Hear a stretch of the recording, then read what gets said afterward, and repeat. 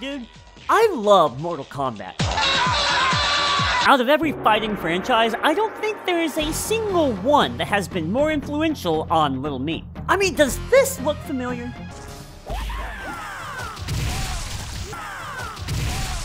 Yeah, I got that shit from Shaolin Monks. That's not even a main title game.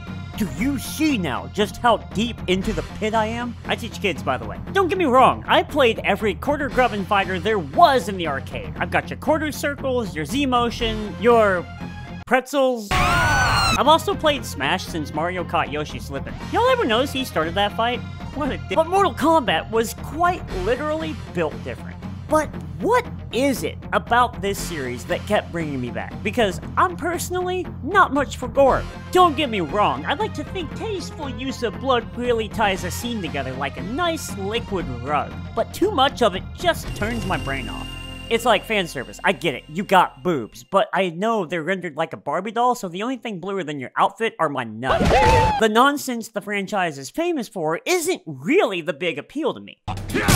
Nah, what keeps bringing me back is the collective whole of how Mortal Kombat is always trying to evolve.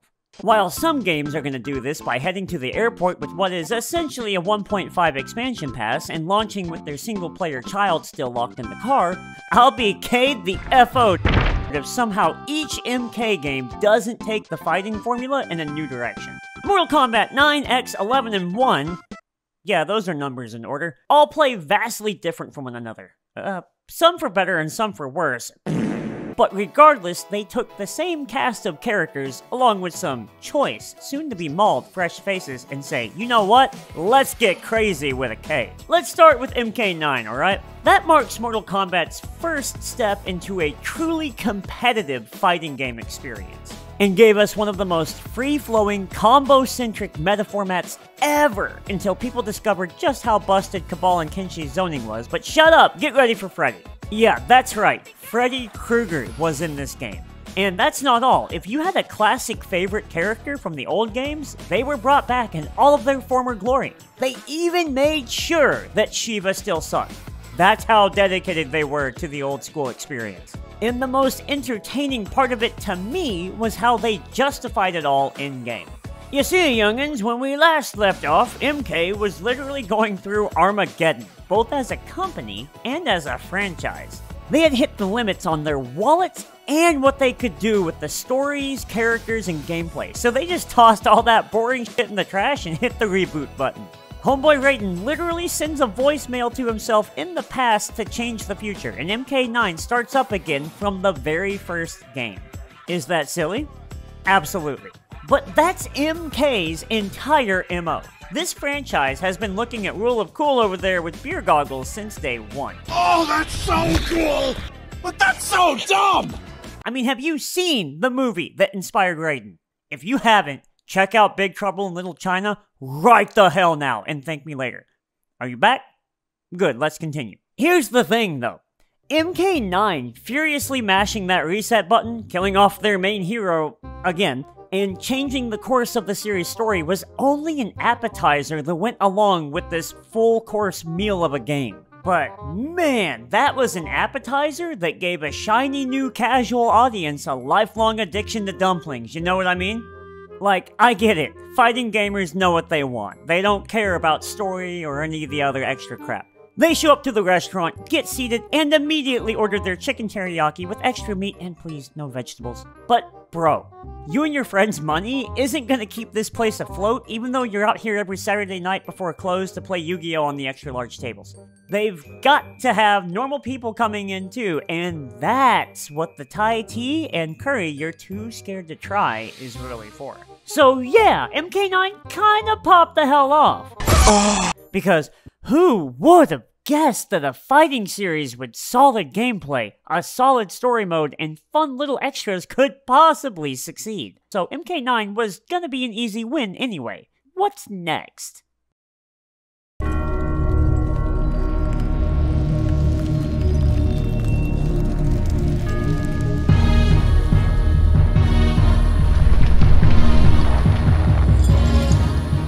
Mortal Kombat X.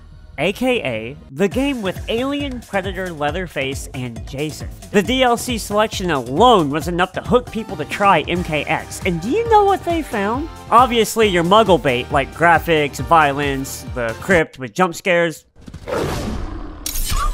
Yeah, that's cute. And the cinematic story are a beefy skip 3 stairs in 1 step up over the previous entry. But the gameplay, as of the time of this script, which does include MK1, has never been matched. If you're just getting into the series, you can still have a ton of fun, because the inputs are just as simple as they've always been. But if you dive even a tiny bit deeper, you're left with the single most expressive Mortal Kombat yet.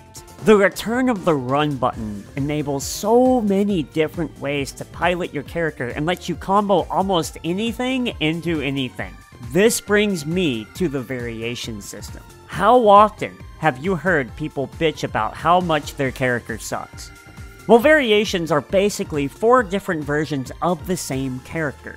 You want a Liu Kang that focuses on that classic flying kick, bicycle kick, and fireball? Dragon's Fire variation. You want a Liu Kang that gets in that ass? Well, you can still pick Dragon's Fire, but then there's Flaming Fist, with moves dedicated to buffing your normal attacks and helping maintain pressure. Oh, what's that? You want to get weird.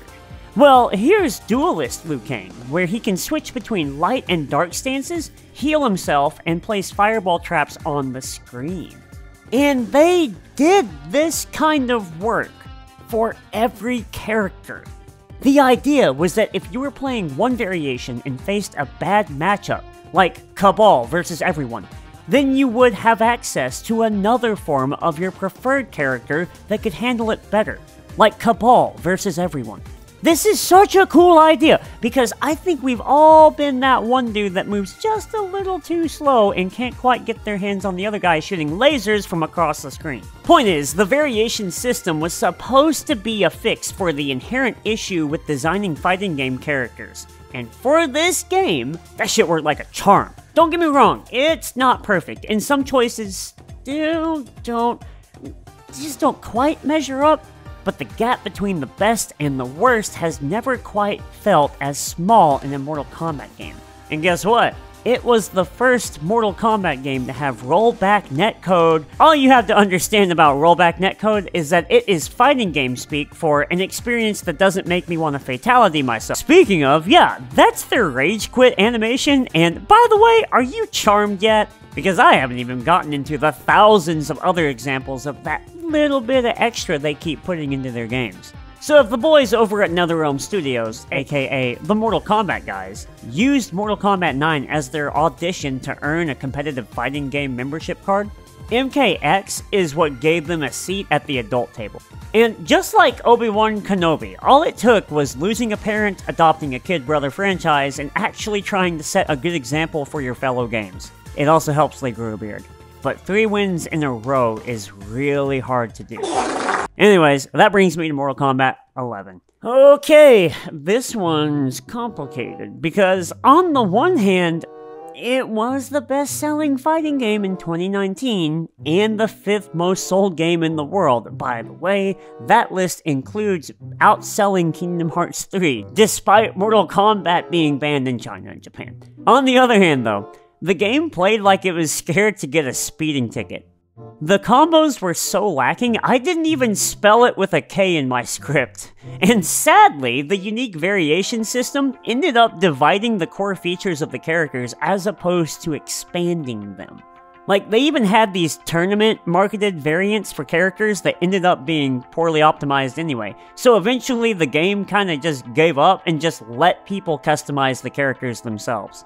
Mortal Kombat 11 also happened to release in a post-Battle Royale world, so much like those games, they engaged in some, let's just say, less than savory tactics in order to keep people coming back. And as for the story, well, things kinda end up going full circle. The timelines from the previous era and the current one end up clashing, and it all culminates in a DLC expansion that sees the player with a choice. Either classic baddie Shang Tsung or newly deified Liu Kang ends up winning the final match to be Keeper of Time. So for the competitive fanbase, the gameplay is a step backwards. The characters are more simplified, and the combos are spelled with a C. Fucking embarrassing. But for the casual with a K audience, they have even better graphics, better story, cosmetics, and little daily incentives to keep playing, as well as a bunch of DLC characters from 80s movies to play as. So, what should they focus on next? Well, my opinion doesn't really matter. This game exploded, and if you look at things from a purely financial perspective, NRS did everything right with this release. However, we're back to what makes these guys straight legends. While some companies would see this as motivation to keep focusing on the commercially successful, Mortal Kombat has been trying to work on themselves as a person, and instead asked, ¿Por qué no los dos? Enter Mortal Kombat 1. Okay, the game has been out for less than a month, right? But everything except my poor PC's performance has been another evolution for the series. For one thing, the variation system is finally gone, for better or worse, and with good reason, as MK11 showed. Real quick, brain teaser. What is the logical issue with a variation system? Easy.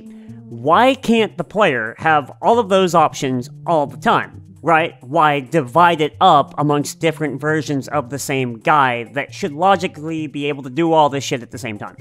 I mean, that's part of why Street Fighter V sucked. V-triggers are cool, why aren't they a regular part of the kit? Here's how you fix that, and it's tied in with the story yet again. So, canonically, Liu Kang won that final fight and remade history. Like, from the beginning, Big Bang and all. Some characters are entirely different people now, with different backstories and everything else. So now they get a moveset collected from their past iterations, along with some new spice for added flavor. Not only did this turn some of the most one-note boring characters, looking at you, Reptile and Baraka, into some of my absolute favorites, looking at you, new Reptile and Baraka, but it also opened up an opportunity to reinforce the game's theme.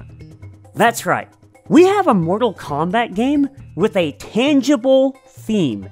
Don't know if y'all noticed this, but MK1 is driven by unity. It is the first Mortal Kombat game to drop post-COVID, and the pandemic, quarantining, global disruption, and just general suspicion of our fellow man is all over this game's narrative and gameplay.